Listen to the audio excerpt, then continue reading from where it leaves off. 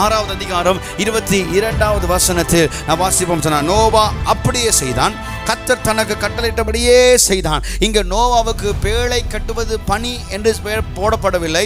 அவனுக்கு இதற்கு முன்பாக அதனுடைய அனுபவங்கள் இருக்குமா இல்லையா என்று வேதம் சொல்லவில்லை.